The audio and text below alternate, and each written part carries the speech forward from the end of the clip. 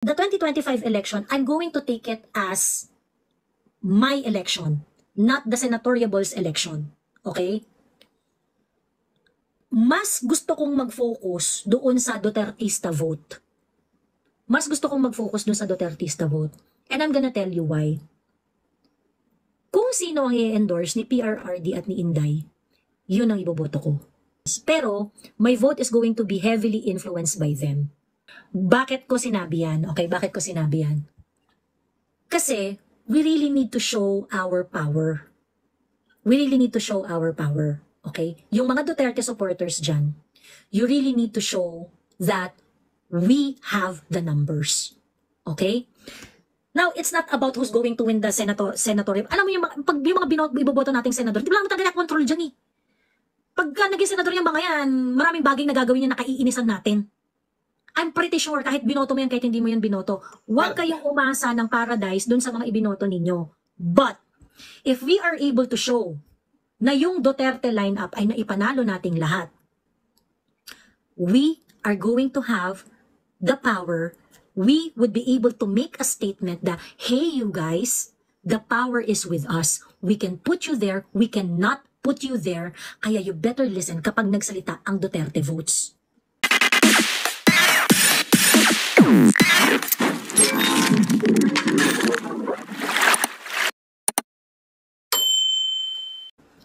Magandang gabi sa inyong lahat.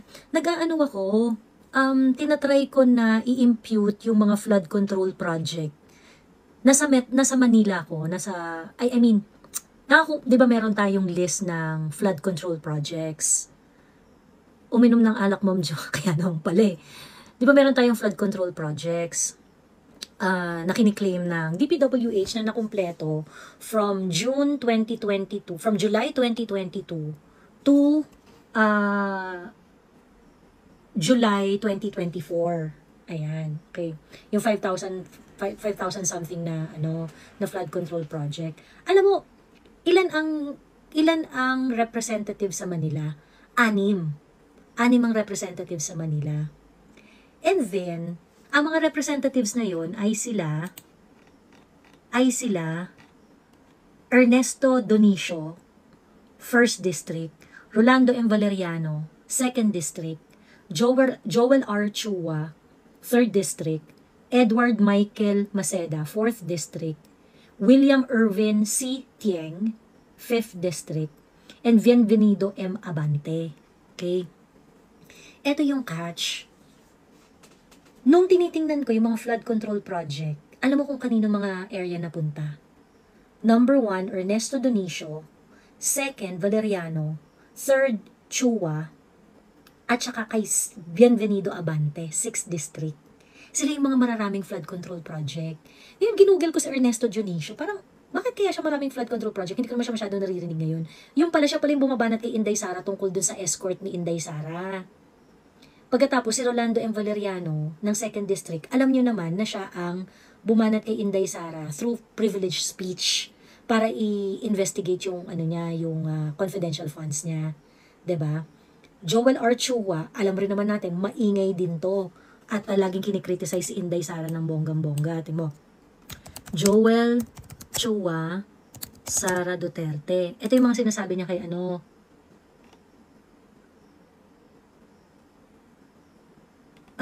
Joel Chua is the one who chaired the Public Accountability and Good Governance. So ito yung gumigisa kay Inday Sara sa Congress recently doon sa Good Governance na committee na originally ang chairperson ay si Rida Robes ng San Jose del Monte, Bulacan. Ayun. So yun. Teka. Yung last na maingay sa Manila is si Benny Abante. Si Benny Abante naman, kilala naman natin na ito ay banat ng banat din sa mga Duterte. Kaya hindi maingay ka, paano muna? Pa-mute ka muna. Sorry. Ayan, thank you. Sorry. Ayan, pa-mute po muna. Ayan, thank you. Pagkatapos ngayon, si Benny Abante, tinitingnan ko yung flood control project na nandun kay Benny Abante. Kasi kay Benny Abante, ang Legislative District ni Benny Abante, Paco, Pandacan, San Miguel, Santa Ana, Santa Mesa. So ngayon, may mga hinihimay pa ako dito. Ito yung mga natira, Anonas, Makisig, Jeronimo Street, Barangay 384. Ayan. Hindi masyadong marami yung flood control project ni Abante, pero meron din siya. Ang pinakamarami flood control project kay Valeriano at saka kay Joel Chua. O, di ba? Nakakaloka. Nasa YT din ba to, ma'am? Hindi, dito lang muna sa TikTok. Dito muna sa TikTok. I-upload ko na lang to sa YT. Ayan. So, ayun, bati muna tayo, no? Sa mga nandito. Si Juro. Ayan. Hello, Juro. Bong Chavez. Annoying ka hell. Lucky Manansala. Ang tagal yung di lumabas sa FYP ko. Ngayon lang rin kasi ako nag-live dito sa TikTok. Nag-live ako para hindi ako makalimutan ng TikTok. Ayan. Kitoy. Ayan. Hello, hello. Kate Vaya. Watching from Saskatchewan, Canada. Hirap naman i-pronounce. Ayun, tapos, Jerby Inocencio from Hungary. Ayan, hello, hello. Roy Alejo, Mima Joey, pa-shoutout from Makati. Si Tony, ayan. Random Things, hello. Jik, hello. Random Things, may pa-live. Oh, may pa-live tayo ngayon sa TikTok. Green Nagli, hello. Luisito Dolor, Bread, anong take mo sa mga mayayaman na pumapasok sa mga state university, sabi ni Bread? Sa UP kasi, actually sa akin, wala namang problema. Ang importante, yung mga state university, dapat maglaan talaga ng certain number of students that they should admit dun sa mga, not as lucky as yung mga, not as lucky as yung mga tao na who can choose to go to school anywhere. Sa UP kasi, ang alam ko, meron silang mga slots na, ito magko-qualify dito, IP, ganyan, yung mga nasa ganitong income, ganun, meron silang mga number of students na nakalaan para doon. Miss Joey, may EBAS na naman si Patty Bao. Hindi naman nauubos sa EBAS nun eh. Ba't nauubos ang EBAS si Patty Bao? Diyos ko. Ayun. Iyaan nyo siyang mag-EBAS-EBAS. Ayun. So, ngayon, yung, mag-ano lang, i-address ko lang yan. Kasi bilang someone na nag-graduate sa State University from UP, ano ba yung feeling ko dun sa mga mayayaman na pumapasok ng State University? Actually, hindi ako averse doon. Okay lang na, Joey, may makeup ka ba? Wala po kong makeup, Tita Candy. Ano po to? Feeling ko filter to, kaya ang ganda-ganda ng rehistro ng mukha ko. Ayan. Ate, meron akong thoughts dyan. Kasi sabi ng friend ko, na nag-UP, kaya lang daw ang UP, kaso lugi ka sa mga projects since yung mga Nepo baby, mas bongga raw output nila. What do you mean? Paano mas bongga ang output? Walang YT, Ate Joey. Wala, nasa TikTok lang. Sabi nito, maganda ka talaga. Hindi, Tita Candy, yan, may kasamang filter. Kasi yung TikTok meron siyang built-in na filter. Kahit yung, wala ka lang filter pagka guest ka. Pag guest ka, walang filter. Pero pag ako ikaw yung nagla-live, parang meron siyang natural na filter. Ganon. Hanggang EBAS lang, si Joey ang reyna ng DDS katulong sector. O sige nga, akyat ka nga, panindigan mo nga yung sinasabi mo. I love you, kibuloy mo. Makakatulong sector ka. Totoo kaya yung comment kagabi na parang nagiging, totoo, yes, inamin niya na. Joey, ano nangyari sa inyo ni Pebbles? Mag-away kami. Hindi kami okay. And ngayon, nasa BBM na siya. Ano gagawin natin? Diba? For me kasi, masyado nang inaabuso ng mga mayayaman ng State University. Paano inaabuso? What do you mean inaabuso? What is the threshold of inaabuso? Ako hindi ako averse dyan. Kasi kung kunwari, kasi nag-accommodate naman ng mga State University ng poorest of the poor eh. Nag-accommodate sila ng poorest of the poor. Ngayon, pag kami mga mayayaman na pumapasok sa State University, it is actually an opportunity for the poor people to be friends with the rich. Diba? So, okay nga yun eh, para diverse, ganon. Actually, yan yung ba yung parang mayaman na student na nag-UP? Yung parang model looking? Yung ba? Hi, Ate Joey. BBM na si Pebbles, nako in-follow na yon. Yes, BBM na siya. Balik loob pala si Siya, tatakbo yata siyang konsihal ng Tondo. Ayun. Ang chika, Ate Joey, nung Pebbles Talakera. Ayun. nung kaklase ko ng high school na nag-UP is okay lang raw ang UP. I mean, hindi man ako affected dyan, no. I mean, kasi hindi naman talaga ako nag-UP, pero nag-state U ako. Parang ang mga projects raw nila is more parang they have a lot of resources to pull off something maybe a little extra than those not really mayaman. Parang ganun ang thought Tulog? na Hindi yan nakuha totoo. ko. Hindi yan totoo. Ewan ko hindi ko alam kung, kasi sa totoo lang nagde-deteriorate naman talaga ang UP. Hindi yan totoo. Yung mas mayaman kasi mas maganda yung project nila and whatnot. UP professors are actually bound to give projects that are friendly to everyone. So hindi naman sila mag-grade dahil parang, ay bongga, hindi yan high school, na parang, ay ang ganda ng mga materials mo, mas mataas ang grade mo. Correct. So may kultura yan ng substance over form. Ibig sabihin, pag may sense ka, mataas ang grade mo. Hindi porket parang magarbo yung project mo or whatnot, ganyan. But you weren't able to execute the concept. It doesn't guarantee good grades. Ewan ko kung sino yung nagsabi nun na, ewan ko pero ako kasi batch 00 ako sa UP eh. Iba ang UP, iba, I don't know, feeling ko iba yung UP nun talaga sa UP ngayon eh. So, maybe true, baka ganyan na yung UP ngayon. So, that explains kaya nagde-deteriorate ang isip ng UP. Kasi if that's a factor now, then UP sucks. Hindi dapat ganun. Kaya nagbalik siya sa province. Pero, I mean, di ko parang okay lang sa akin yung mga mayaman kasi that makes you a better, competitor. Kung mayaman yung mga kakompetensya mo and yet you excel, it means you are better, Hindi ko gets eh. Kasi, ewan ko are we talking about different UP here? Kasi, as far as I know, UP would reserve slots for IPs, for really poor students, ganyan-ganyan. And then, yung merong percentage ng population that is academic driven. So, ibig sabihin, kapag ka nag-qualify yung grade mo, nag-qualify yung UCAT mo, di makakapasok ka. So, hindi naman kasi po pwedeng i-discriminate ng UP na just because mayaman ka, hindi ka na pwedeng pumasok ng UP. Hindi yun. Kasi kung matalino ka, yun nga yung pride ng UP, ang mga estudyante dyan matatalino eh. Diba? Ngayon, kasalanan ba nung matalino na mayaman siya? So true. I mean, diba? the same with what, yung sinabi nga ng anak ni Atienza, which is, I mean, tama naman yung sinabi niya. Hindi niya kasalanan, mayaman sila. Oo, ayun. Ano masasabi mo sa move ni Senator Amy na wala akong masabi, wala akong pakialam sa mga diskarte ng mga senatoriable, sa totoo lang. It's not my consideration in voting or not voting them. Ganon. So, di kung yun yung trip ni Senator Amy, di kayaan natin. Ganyan. May say ako. Si Ping Lacson at saka si Senator Amy, umalis sila doon they want to distance themselves doon sa administration senatoriables, di ba? Sa totoo lang, doon sa lahat ng senatoriables ng administration, Amy and Ping are the wisest. Yan yung pinakamatalino dyan sa bunch na yan, doon sa mga senatoriables na yon. And ako, ang iniisip ko lang, probably may hawak na mga data tong mga to that says na detrimental dumikit kay BBM. So that is why nag-independent sila.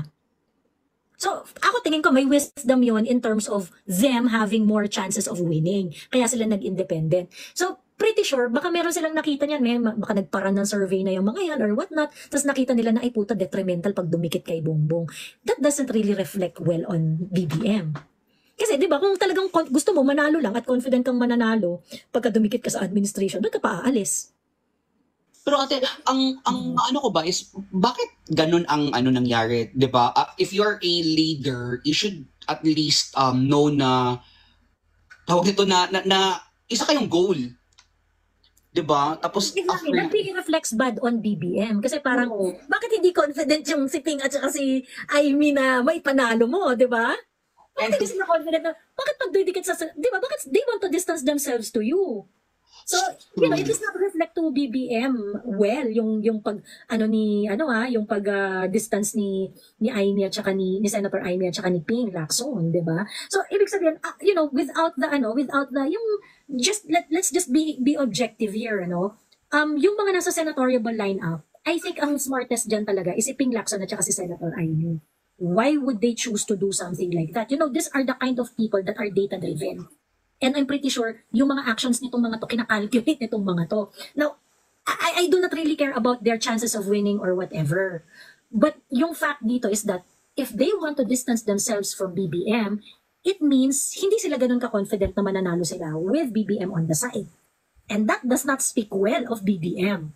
True. Yes, Ayun. ano ko ate, interested ako sa reaction ni BBM or ni Lisa on what happened. Yeah, oo. Well, yeah, it's nice to know kung ano. Di ba naman nasabi nila dito. But there are others who are going to distance themselves also daw eh. Hindi lang silang dalawa. So, that doesn't speak well of BBM. Di ba? Correct.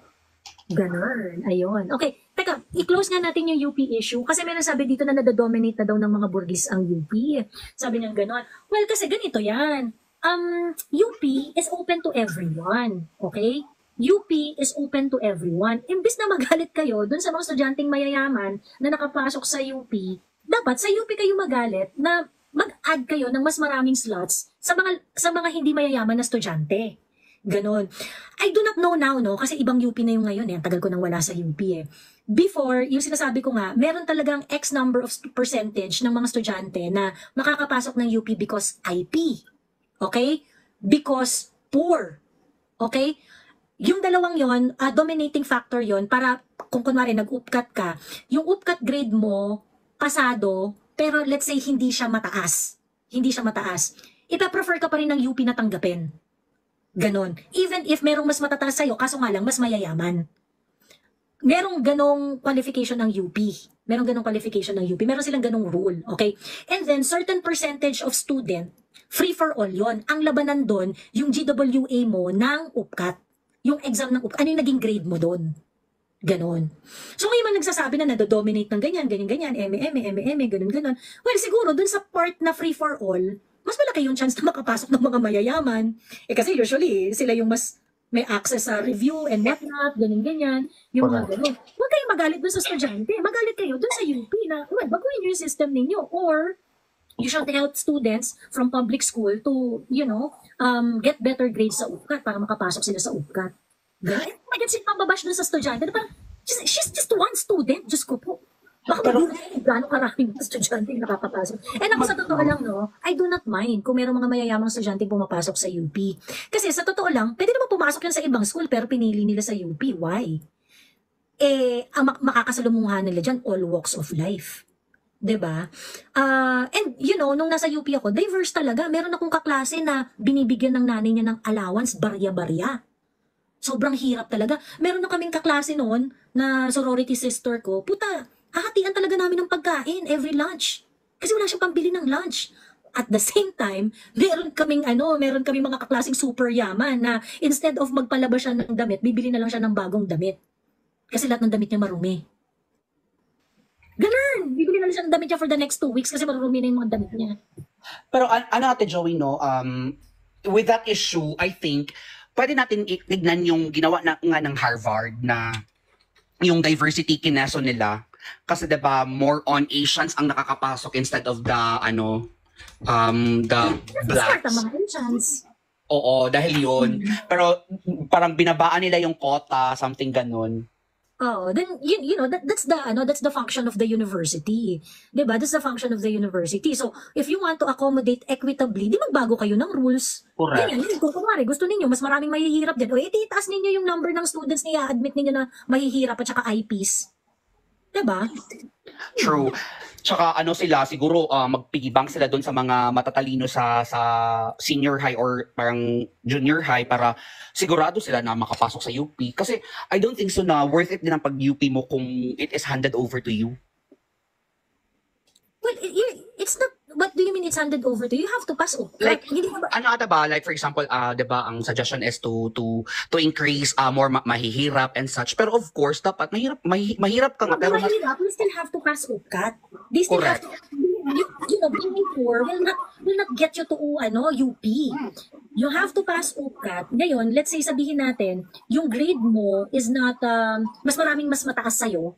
Okay? Mas maraming mataas sa'yo, pero may edge ka kasi mahirap ka. So, ibig sabihin, yung reserve percentage, let's say, for example lang, okay, 20% ng UPCAT is going to be reserved 10% from IPs, 10% from the poor. Okay? So, kung IP ka, pagkatapos meron kang passing grade, i-admit ka. Kahit pa sabihin natin na ang GWA mo is 2.75, pero pumasa ka eh. 'Di ba? Pumasa ka. So, ibig sabihin, kahit merong mga 2.25 na naka-general weighted average dun sa UPCAT, papasok ka kasi nakapasa ka. Kasi kailangan punuin yung number ng IPs na nakapasa. Ngayon, kung kunwari, dun sa IPs, matataas yung grades nila. Matataas rin yung grades nila. Competitive rin yung mga grades nila dun sa general population. Then, agawan rin kayo dun. Sa lahat ng IPs na kumuha ng UPCAT, pataasan kayo ng grades dun kung sino makakapasok dun. So, it can be it's just handed over to you. Kasi, ang rule ng UPCAT is those who would have better grades, yun ang unang makakapasok. Okay, ngayon, lahat ng mag-u-UPCAT na poor, okay, kasi bago ka mag-exam, nakakategorize ka dyan eh. Kung ano kung IP ka ba, kung poor ka ba, or whatever, ganyan-ganyan. Nakakategorize yun. Ngayon, kung kunwari, dun sa poor, marami kayong poor na nag-exam. Ngayon, lahat ng pumasa dun, mula dun sa pinakamataas na grade hanggang dun sa cut-off, yun yung papasok sa UP. Ganon. Nagets nyo ba? Yes, ate. Oo, nagets nyo ba? Ayun. So, ganun siya. Okay, ngayon, the rest of the general population of UP. For the general population of UP, depende dun sa course mo na kukunin, dun ka ipapasok dun sa college na yun. So, for example, kung kunwari, ang College of Architecture, ganyan, ang kailangan na grade na makapasok ka dun is 2.0, ganyan-ganyan. General population yan, mayaman, mahirap, ganyan-ganyan. So, kung kunwari, merong naka 200 na 1.75, o di yung 1.75, papasok yun, pataasan eh. Sorry na lang sa mga nados, kahit pa pasado yung grade mo, kaso hindi ka pumasok dun sa number required na papasa sa ganun siya. So, ang number 1 rule is really pataasan ng grade. Pataasan ng grade dun sa UPCAT. So, ngayon, from there, doon kayo i-admit ng UP. Kaya nga sinasabi nila mahirap makapasok dyan eh. Kasi kailangan yung grade mo competitive talaga. Ibig sabihin, marami ka talagang tinalo ng mga kasama mo na nag-exam. Ganun. So, nag-gets nyo ba? Dyan nanggagaling yung prestige ng UP. So, yun. So, ngayon, parang nag-e-emote-emote na, ay, maraming mayayaman, maraming ganyan. It's not their fault. Diba? True. Correct. Ayun. Sabi ni Procrastinator, what about po doon sa athlete po, hindi na po sila nag-take ng UPCAT? Meron kasi mga special concession yan eh. Ako, hindi ko na alam yon. Pero, supposedly, dapat, depende kasi na sa policy, hindi ko na rin kasi alam ngayon eh. Pero, UP has always been, and so far as no nandun ako sa UP kailangan ipapasa mo yung mga subjects. Hindi ka, ang tawag dito, it is required that you pass all the subjects in order to maintain yung pagiging varsity player mo. Kasi pag hindi mo yan pinasa, kick out na. Ewan ko ngayon kung ano pa yung nila, kung ano pa yung ineme nila, ganyan-ganyan. Sen Aimee is playing for two sides of her personal, for her personal gain. Election I don't think Senator Aimee is the only one doing that. I think all the candidates are doing that. They are all trying to exhaust all the possible, way in order to win the election. So, Pero hindi ko naman limited yan kay Senator Aimee. Just me. Ate Jo, yun? Recommendable ba si Madam Aimee para sa mga DDS na iboto siya ulit? Parang ganun. Kasi di ba kapatid siya ni Bibe? Oo.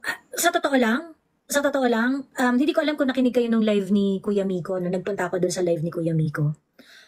Ako, I'm going to be very, very cold-hearted this election, the 2025 election, Topher. Alam mo kung bakit?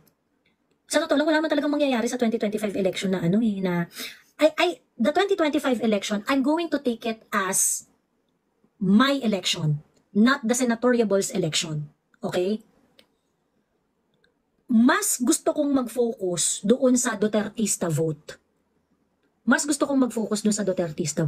And I'm gonna tell you why. Kung sino ang i-endorse ni PRRD at ni Inday, yun ang iboboto ko.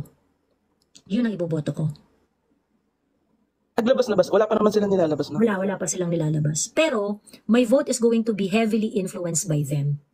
Okay? Bakit? Kailangan nyo na matutoy, no? Correct.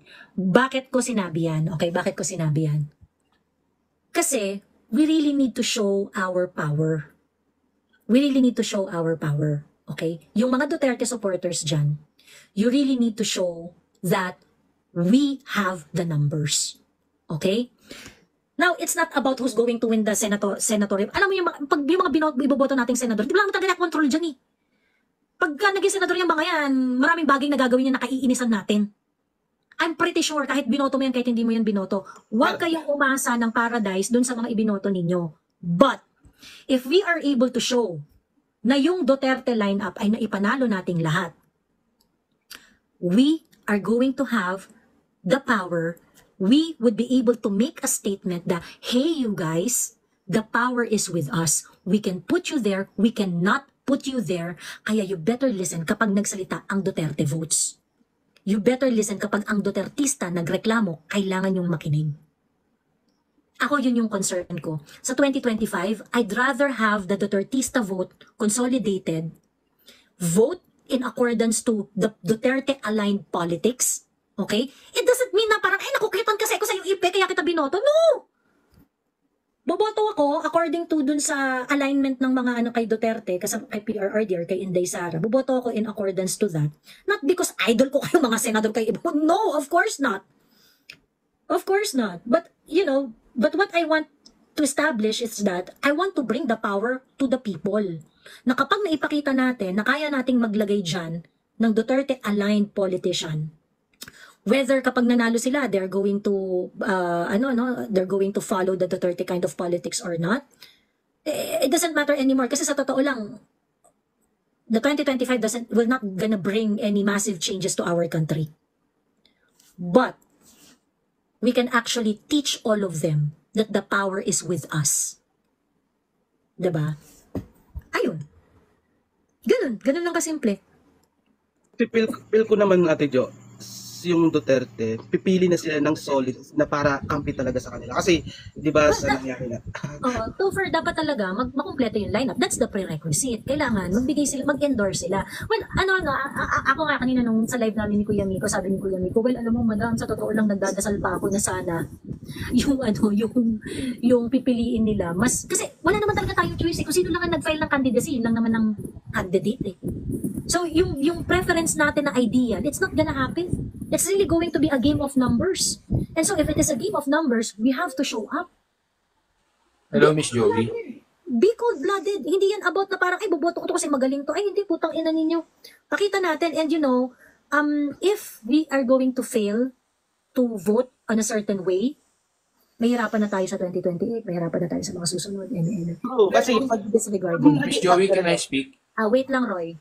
pag naging majority vote ng tao is sa part ng Duterte lineup, so parang magiging 60-70% sa 2028 na kay BP, Sara, kung tatakbo man siya presidente. Parang gano'n. Ano? Sorry? Parang sa 2025, malalaman natin kung mas powerful pa ba ang Duterte sa magitan ng senatorial lineup ng Duterte. Pag majority vote ng tao yung Duterte lineup, possible, malaki yung chance na sa 2028 mananalo si BP Sara. Parang Correct. And if we cannot show up in 2025, it's gonna be very difficult in 2028, I'm telling you. So, ako ayokong, sa totoo lang, ayokong mag-endorse ng mga senatoriable na parang, ay, tangina, ito, boto natin ito, si ganyan, ganyan. Ako, confident ako na i-endorse na nila PRRD, sila Marcoleta, yung mga PDP, of course, medyo shoe-in na yon, ganyan. Hindi ko lang alam kung gaano karami i-endorse ni Inday. Hindi ko alam kung gaano karami i-endorse ni PRRD. But for me, kung ano yung endorsement ni Inday at saka ni PRRD, I think those are the ones that we should vote in order to show the Dutertista vote. Ayan, it's very, very important that we show up in the election. Ang tawag dito yung tama sa akin hindi na ako magdudwell dun sa mga drama-drama na, paano to? Paano yan? Doon si Ipe? Yung mga ganyan-ganyan. Right now, hindi pa naman final kung sino yung mga i-endorse nila at wala pa naman yun, ganyan. I am just hoping and praying na puta, dapat yung endorse naman nila, Diyos ko parang, hindi naman na sana umabot na nandyan si Ipe. Sana may mapili pa silang iba. Yung mga ganun. Pero, feel ko, Ate Jo, parang magiging part na may endorse nila si Amy Marcos. Pero para sa akin alam nyo, alisin nyo na yun sa nyo. Kasi, kapatid pa rin talaga siya. Ayoko doon. Hindi, kakamping ako. Gusto ko lang kasi parang intense din naman kasi ako sa inyo, mga Duterte at sa mga BBF. Para sa akin kasi, nangyari na maulit pa rin yun kung pagbibigyan nyo pa yung isa. Sino si Senator Amy? Ano ba? Na parang, paano itaas ni PRRD yung kamay ni Senator? Kasi possible kasi yan. Alam na magkaibigan si BP at saka si Madam Amy. Ikatulad niya sinabi ni BP doon kay Reza Ontiveros na prinomote nga niya si Reza Ontiveros sa ilang barangay doon sa Davao, di ba? Parang pakikisama na lang siguro mangyayari doon. Depende. Depende sa choice ng mga Duterte. Kasi ang opinion ko kay Senator Amy nakadepende sa opinion ng mga Duterte sa kanya. So that's the one I'm going to that's the one I'm going to take into consideration. So ako, pagka talaga ako sabi ko nga, as a Duterte aligned, as a person whose politics is aligned with the Dutertes, ang consideration ko is ayoko dun sa mga itataas ni BBM yung mga kamay. Okay? Ayoko dun sa mga i-endorse ni BBM. Pangalawa is kapag ka itinaas ni PRRD yung kamay ng senatoriables, that is going to heavily influence my vote. Not because I like the person, not because it's important to show up the Dutertista number. Ayun. That's how I'm going to do my politics, Topher. In this kind of system that we have right now, hindi to ideal eh. Hindi ito yung parang, let's choose the best and the most ideal. The system is bulok. So the system is just about the numbers. And sa totoo lang, I really feel that we really need to be cold-hearted here about the election. Mas importante na mas maipakita, for me kasi dapat magkaroon talaga ng boses ang tao eh. Magkaroon talaga ng boses ang majority. If the Dutertista vote can show that the Dutertista vote is as powerful as the 2016 election, 2019 election, and 2022 election, they cannot fuck us around. Ayun. Hello, Miss Joey. Pagsalitain lang natin si Roy Alejo. Okay, go. Okay, Miss Joey, 3 points that I got from the words that I heard from you.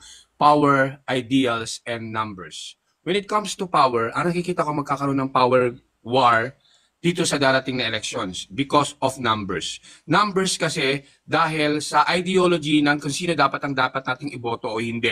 Ngayon, manalo man tayo ng numbers sa Senate, pero sa Kongreso nandun pa rin yung number nila. So that means to say, magkakaroon ng power and class between senatorials and the House of Congress. Kasi kahit may numbers tayo sa senator, yung Congress may numbers sila sa 2025 kasi senatorial candidate yung mangyayari.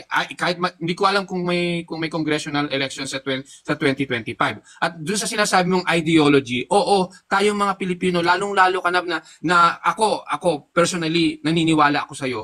At kung ano yung sinasabi mo, gusto kong gawin. But the thing is, paano nga yung tema ng pag-iisip na meron ang mga Pilipino na nabibili yung kanilang boto? Di ba? Ako gusto ko talagang manalo, gusto ko talagang manumbalik tayo sa dati, kung manumbalik tayo sa dati nung nasa liderato tayo ng Duterte. Pero ang pinakamahirap sa sitwasyon ngayon, pag nanalo ang Duterte ngayon, mas malaking war. Ang important, pero ang manalo man tayong Duterte, pero kung di naman tayo buo, ang sambayan ng Pilipino, mabubuo ba? Wala na nga. Hanggang Kung hindi natin mapapanalo, wala na nga talaga tayo. O yun na nga, yun nga ibig ko sabihin. Ngayon, Yun nga ibig ko sabihin. Kung kunwari, let's say magkaroon ng dayaan or whatsoever, yung ganyan-ganyan, that's a real concern, but that's a different battle altogether. Oh, okay. And then lastly, Miss Joey, ang sa akin sa totoo lang, ramdam na ramdam ko yung sitwasyon na ngayon yung kademonyuhan ng Kongreso. Super demonyo na talaga sila na hindi ko maintindihan bakit walang kumikilos kahit sa Supreme Court, kahit sa Judiciary, walang ginagawa dahil under kay BBM. So super demonyo sila, demonyo na ako sa kanila. Kaya nga importante na sa atin ang Senate. Kasi ngayon, hindi makontrol ng Senate ang Kongreso. Kongreso talaga ang nananalo. Because maliit ang Duterte voice sa Senado eh. Yun na nga eh. Ayun. Pero if we have the Senate, they can put somehow the Congress. Naniniwala ka ba dun sa hugo ngayon na 200 million ang bayad sa mga, ang umiikot na pera, 200 million sa bawat senatorial na mananalo in favor of BBM? Yung 200 million na doon ibabagsak sa bawat municipal at hindi gubernatorial funding, municipal funding, 200 million. Pinakamababa. Roy, they're going to do everything to win the election. Okay? Ngayon, I'm pretty sure mas marami pa silang worse na gagawin kesa dyan. Ganon. Can we do anything about it? No, we can't. But we can organize and impose the Duterte votes. So sa ngayon, Roy, ang problemahin natin is how we are going to consolidate our votes.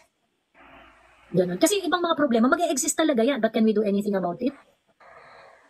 I'm pretty sure kung 200 million lang, baka mamaya, they can give more. And what can we do if they give more? Wala rin naman eh. At the moment, we just have to recognize what we can and cannot do. Kaya nga sinasabi ko, as early as now, I think you have to put it in your mind that this is not going to be a pageant. What we need to do and what we have to concentrate on are the things that we can do. And the things that we can do is put it in our mind that Dutertista vote must be imposed. Alright. Okay. I totally agree with you, Miss Joey, and ako gusto ko lang talagang maibulalas. I mean, ilang araw na rin. I mean, I'm in the corporate world pero yung life ko nandun pa rin sa nangyayari sa atin sa paligid. And I don't have the voice. You have the voice. And at least sa ngayon nasabi ko yung gusto ko, at least sana man lang lumuwag sa loob ko yung pagkakasabi ko, lalo na yung kademonyohan ng Kongreso. Super demonyo na talaga sila. Totoo naman yan. Totoo naman yan. And sa totoo lang, no, the reason why nagagawa ng Kongreso yung kademonyohan nila, because we have a weak Senate. We have a very weak Senate. Biruin mo, di ba sabi ni Inday, ang nasusunod lang sa budget si Saldico at saka si ano? Eh, ano nangyayari sa bicameral ninyo? Di ba? Ano nangyayari sa bicameral meeting ninyo? Diba, yun yung ano doon, nakaka-frustrate doon. Kasi parang, wala man lang pumipiyok sa mga senador tungkol doon sa mga insertions. Ganon.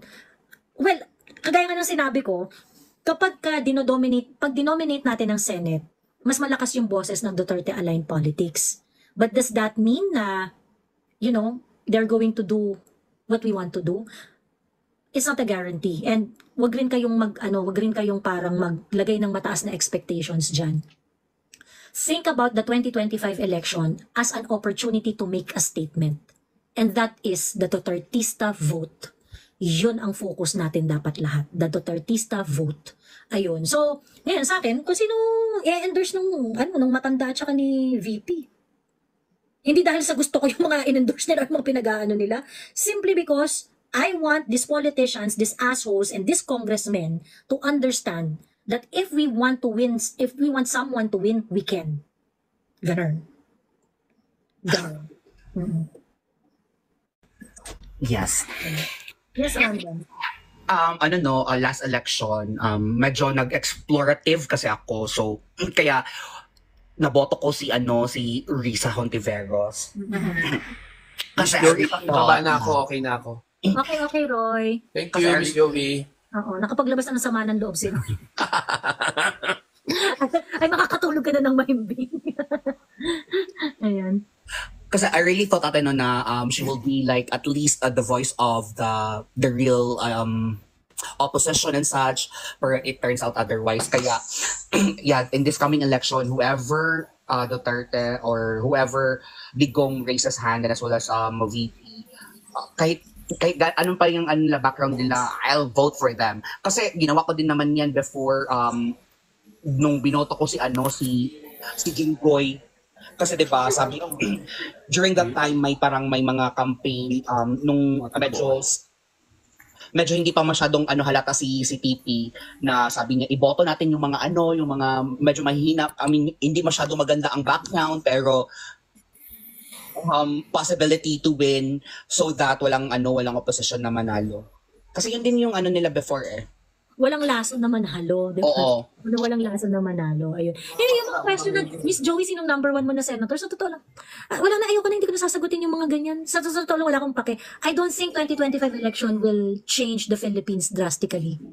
No, it is something that's gonna happen. It just need to be done and over with. Hello. Mag-side comment lang po ako kay Wait Boss lang. Roy. Bibigyan kita ng chance. Wait, please. Bibigyan kayo ng chance pagka-turn nyo ng magsalita. Okay? Huwag sige. Last na lang, no?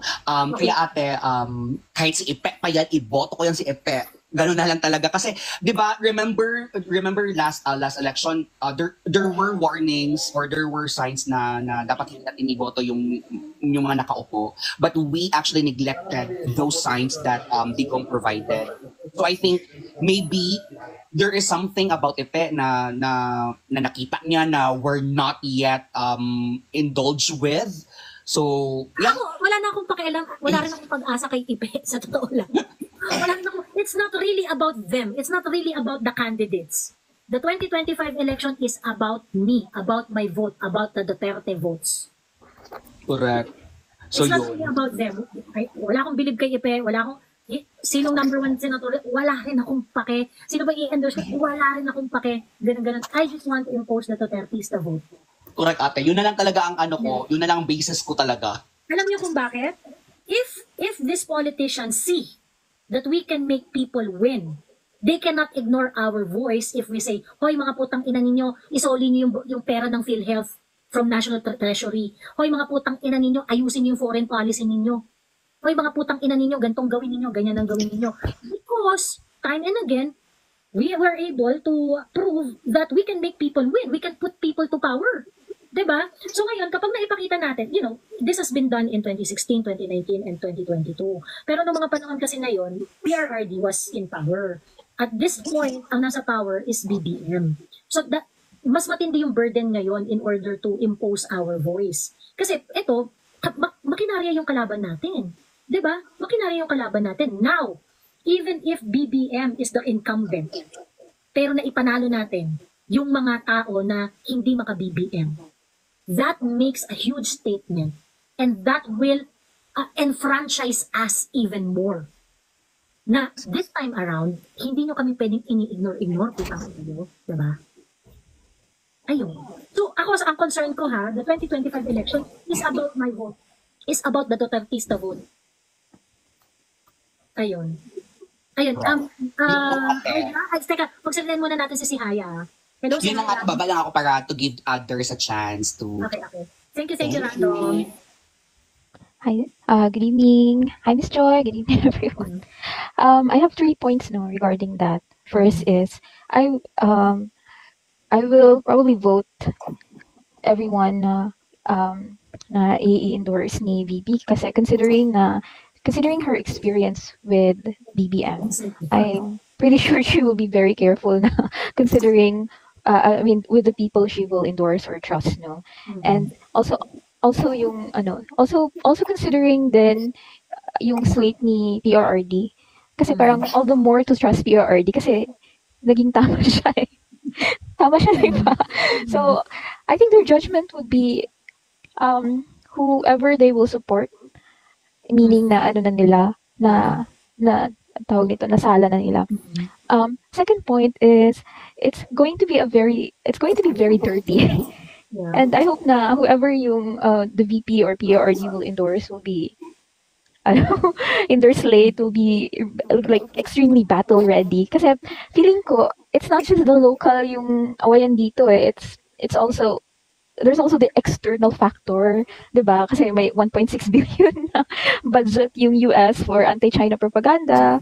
So, the US, it is against their interest to have the Dutertes in power. So that's a fact. So that's my second point. Yung third point ko naman, regarding this yung mga awayan-awayan. Kasi even me, yung aakyat ako sa mga lives, I'm realizing that people tend to be very reactive, even though pareho lang kayo, like you're both VP supporters, Pizarro supporters. Yes, people tend to be very reactive when you say something negative.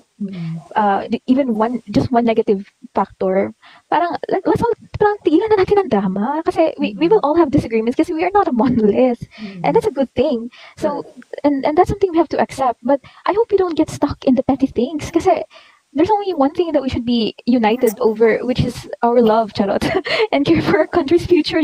Kasi the risk is so huge, Miss Joy. The risk at hand is like war, which is not just bad. Parang hindi na local yung risk eh. International lang yung risk.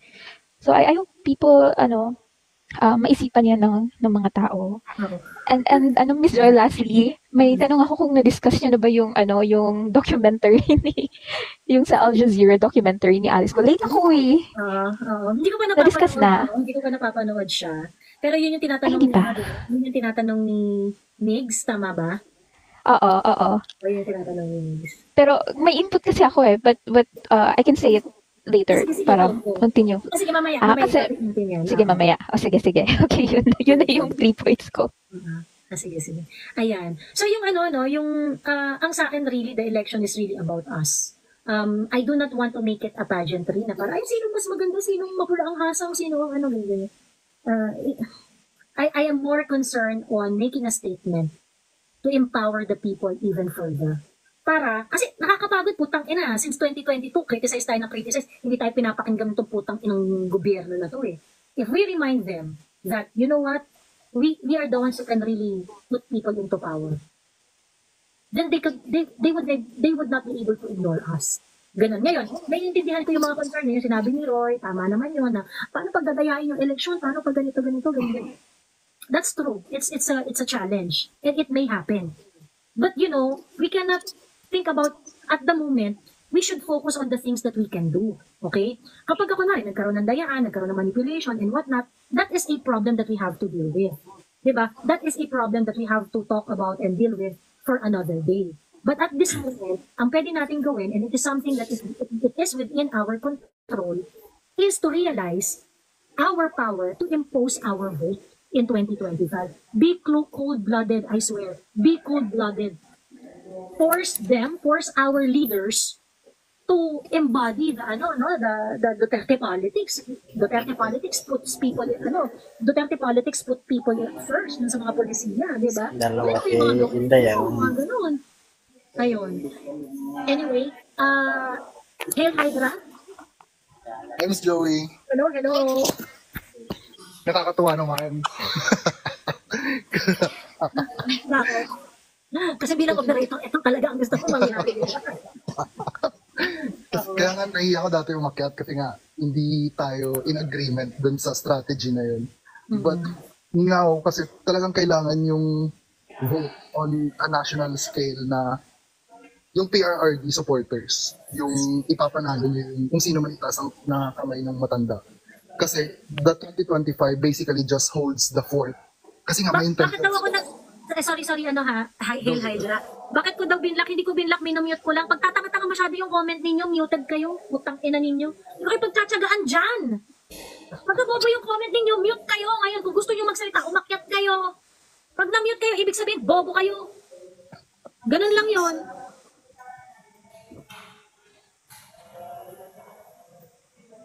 Pag na-mute, ibig sabihin, bobo. Para magkalinawan na tayo. Wala nang warning. Utang ina niyan, dami niyong tatanga-tanga dyan. Bibigyan nyo naman. Wag na kung, hindi kayo black, mute lang kayo. Kung gusto nyo, umakyat kayo. Kung ayaw ninyo, dewag. Okay? Game na. Ayun, hey Hydra, sorry. So yun nga, so kailangan maglagay tayo ng senators at kung I think PDP Laban could still launch a campaign sa local. So yung mga nakikinig dyan, kung sino man yung itaas ni Duterte na congressman, please lang kahit Yun ang ayaw support nyo, ninyo. kahit hindi nyo kailangan, kahit hindi nyo kilala, please lang, yun yung boto nyo. Kasi this is a hold the fort strategy.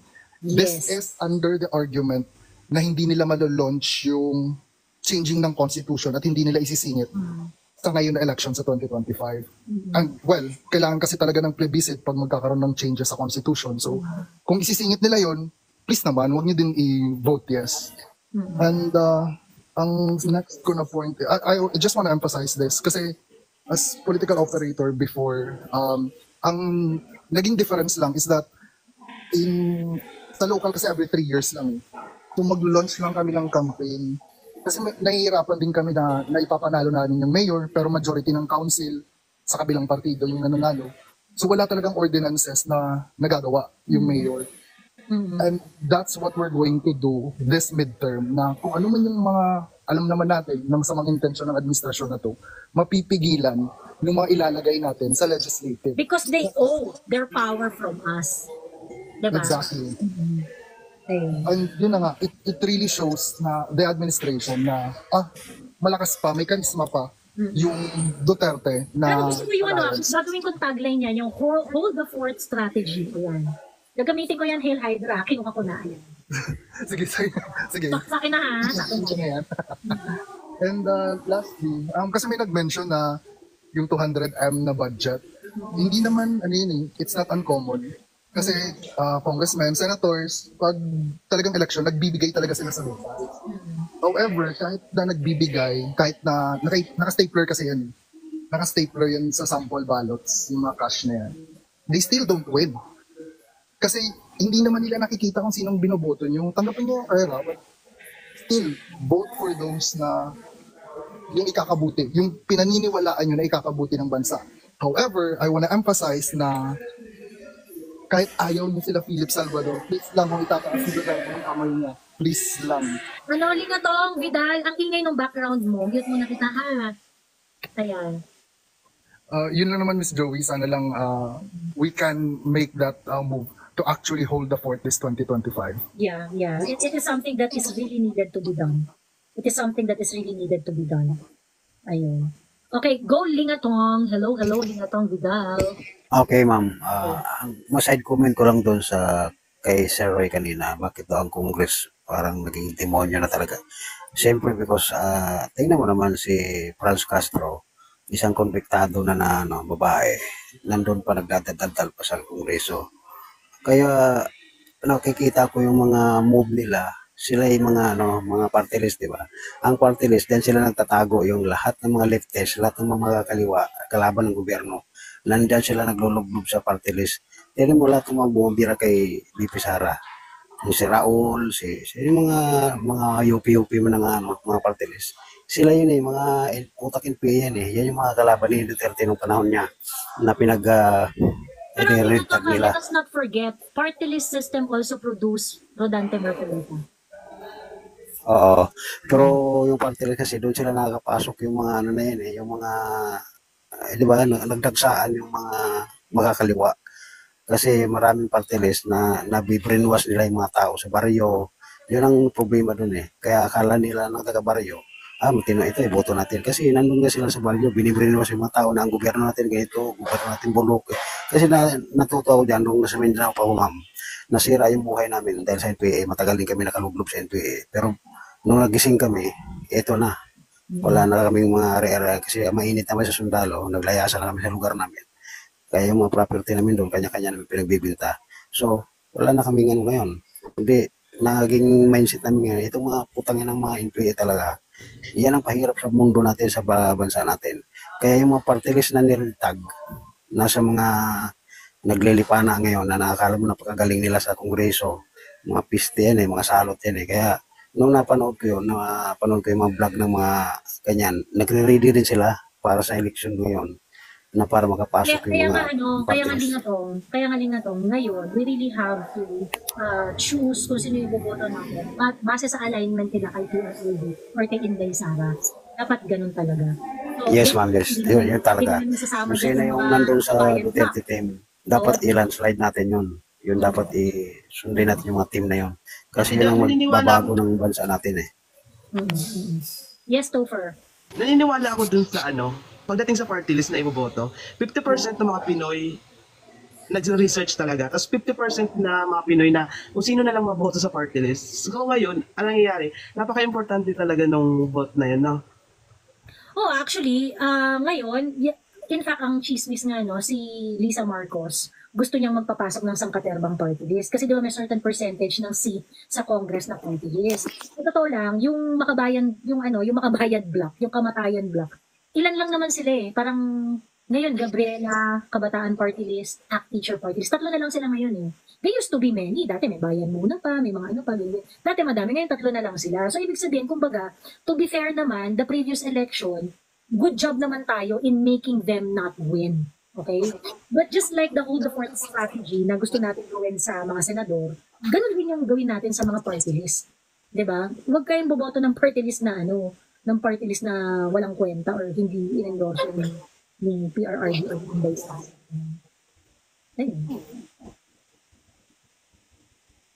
Ayun. Anyway. Filipino Leaks, hello? Hello, beautiful ones. Hello po, Ate Joey. Magandang umaga po sa Thank lahat. Yan po. So, 2 punto po sa akin. And since this is a wider audience, I would like to echo first and foremost sa lahat. Kasi naitanong ito sa akin ni Miss Pufferfish and ni Miss Yaya. Dati po, ako po ay Luzon, Visayas na sabi nga, nomad, palipat-lipat. And very ignorant ako sa Mindanao. In fact, takot na takot kasi yun nga, maraming gera dati, maraming patayan. And one thing that I was not aware of is Duterte. Ngayon, he came to light kasi na-CHR siya nung drug war niya within Mindanao lang. And then, nababalitaan ko na yung tungkol sa, walang pickpocket, yung strict enforcement of no smoking, yung nagro-ronda siya sakay ng taxi to enforce the curfew. I saw a governance, a method of governance na hindi ko nakikita sa Luzon, Visayas nang kahit marami na kaming probinsya na, So, when he ran for presidency, hindi pala. Ito pa. I also started seeing mga industries na hindi ko rin nakikita sa ibang malalaking probinsya ng Luzon, Visayas. So when he started running for presidency, number 1 siya, kasi mayor you're challenging immediately, di ba? The presidential seat. And yun nga, very good decision na nakita ko talaga kung paano niya nakopya yung sistema niya sa Davao, and he made a lot of things, including when I first traveled to Mindanao, because I'm in Vismin area right now, yung mga dating hotspots naging maganda na, like SND. And definitely yung mga hindi nagta-travel, hindi nila alam yan, pero dati kasi yung SND na yan, kung galing ka ng Zamboanga Peninsula and you will go to either Lanao or Cotabato, pag dumaan ka dyan may magpapaputok sa'yo. But right now it's very bright, maganda na yung area, mapayapa na yung area, and among other things na ito talaga, wala pa ilang presidente na pa nadaanan ko, yung Manila Bay hindi naman nalilinis, the political will to return the garbage to Canada and to close even Boracay, na hanggang ngayon sinabi natin maraming nag-enjoy. So yan ang main reason ko kung bakit I'm supporting PRRD and now I'm supporting VP Sara, and I want that continuity. So agree ako sa sinasabi nila, hold the fort. Pasalamat ako sa nangyari ngayon kay VP Sara, kasi dati hindi ko rin naintindihan kung it's a numbers game. Kasi ngayon, tignan mo nagamit nila ang pera ng bayan, and they are even using the party list. Like, just look at how Timog Party has over 100 offices na ginagamit nila na akala mo it's a government agency. Correct. Kaya sabi ko, doing all the things that DSWD, PCSO, iba pa mga government agency na ginagawa, they don't see any duplication in this. Pero yung executive office, they see the duplication. Diba? Parang, anong kagaguhan? Kaya nga po. And kahit na blatant na ang mga kamalian na pinagagawa nila, like for example, their branding already, Tingog, Martin Romualdez, the MR, definitely, may pa-voucher pa, out of their pockets na gasto yan. It is funded by our money. And yet, ngayon, dahil sa sistema na ginawa nila ngayon, na they are monopolizing our legislative, they're doing judiciary, na parang they're getting away with it. So, tama ang mga sinabi ng mga naunang speaker, tama ang adikaan niya, Ate Joey, let's get it back. We need the numbers. People who are supporting PRRD para makontinue yung magandang programa at mahinto tong mali. Tulad na lang ng the Quadcom Committee sexually harassing resource persons. Dan Fernandez, di ba? Pinipisil-pisil ang braso ni Casiong. The xenophobic remark of Abante, no? Kumakain ka ng opia, di ba? Insik ka. And isipin mo ngayon, iniinsulto na nila yung tao, ginawa pa nilang translate. Nakatawa talaga. Kaya nga, guys, eto po, for your own guidance, don't just take our word for it. Madali lang naman i-spot Sino ba tong mga party list na ito? Ang dami, even nga, nagulat nga kayo, di ba? Ang lakas pala ng hawak ng party list ni Saldi Corakot, no? Na ako Bicol ba yan? So all of those party lists, ekis nyo na yan. And sino yung mga lalo na ngayon na who are vehemently opposing the defunding, who are opposing or really asking the right questions, tulad ni Herrera or sino pa yung nagtanong sa DOH, lalo na si Congressman Marcoleta. Yun, ganyan ang kailangan natin, and lalo na kung sino yung ini-endorse ni PRRD. Kasi tignan nyo, sabi nila, not an inch surrendered daw, pero bakit defunded ang AFP? Sabi nila, modernization, pero bakit umiinom ng tubig ng aircon ng ating Coast Guard? Di ba nakakatawa? And very hypocritical. Tingnan mo si Migs, napakakonti nang bumoto sa kanya. She entered Congress by way of the PBA party list.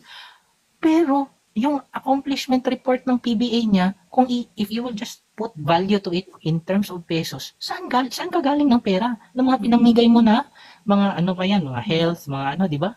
Kaya nga, guys, pag magpapagago tayo ulit, this 2025, ewan ko na lang. But again, we have guidance tulad nila Ate Joy, nila Attorney Trixie, yung mga vloggers natin, helping us. Kaya, as early as now, ilista nyo na lahat ng mga party list nila, ekis nyo na yun, alamin nyo na kung sino iboboto nyo, kung mga independent yan, isulat nyo na mga pangalan, so that you will not be swayed, and you still have time to research between now and 2025. And I'm again po, before I go, grateful pa ako kay Ate Joey, and maraming salamat po sa inyo lahat, beautiful ones. Again, magandang umaga. Thank you, Filipino Leaks. Ayan. Miss kita. Taga ko din nag-live. Yes po. And actually, pag nagla-live ka, nagko-comment naman ako sa YouTube, pero di lang ako makaakyat sa sa YouTube. Filipino Leaks pa din. Ba't ako nakikita? Nagko-comment pa ako, even sa Facebook. Hindi ko yung pangalan mo? Nababati kita? Hindi po. Kung yung kahapon, hindi mo yata napansin. Pero okay lang. Oo. Sige nga, i-check ko. Ayun. Anong maging liabilities ng admin na to? Meaning they can just get away with this na parang wala lang, sabi ni DSP. Well, yun nga, yung abuse ng power nitong administration na to. They have all the resources. Alam mo, sa totoo lang, they can pretty much do whatever they want. Yung mga tao hindi naman nagagalit, yung mga tao hindi naman nag-aaklas. the best thing that we can do now is really to reclaim our power by imposing the Duterte votes. Yun. True, Miss Joy, it works eh. Yung background and lifestyle check is working. Dapat lahat sila i-background check, lifestyle check. Like, kubadan. Kasi kakapal ng mga mukha nila eh. True. Ginawa nyo na rin naman dati yan, di ba? Na May background checking nangyari. background check sa Sa mga, sa mga candidate, anong point mo?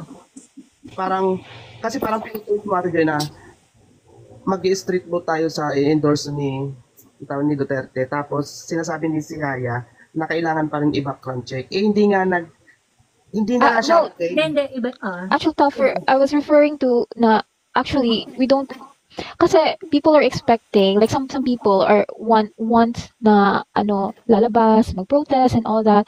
Well, actually you can do a simple research, a background check, a lifestyle check. Kung yung congressman na yun ay taga-area mo, sige, mas closer ka kasi local yun. So you can ask around kung ano ba tong taon to, anong ganyan. And it actually works kasi hitting them where it hurts, yung pera nila, their ability to corrupt, to steal money, is what will hurt them the most. Should have been known doon sa constituents di ba?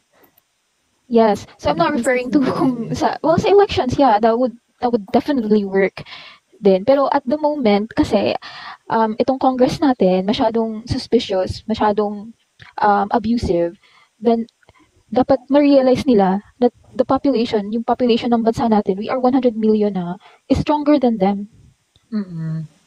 Oo. Sabi ni Pinkies, paano pag napatunayan ng COA na ninakaw ni Sara yung 100? Ilang beses na nagsalita yung COA sa hearing, Pinkies, na walang ninakaw. Bobo ka, Pinkies? Bobo ka, Pinkies? Gusto mo i-play natin yung yung question and answer ni Ako? At saka ng COA, putang ina mo ka? Many of us in the audience remember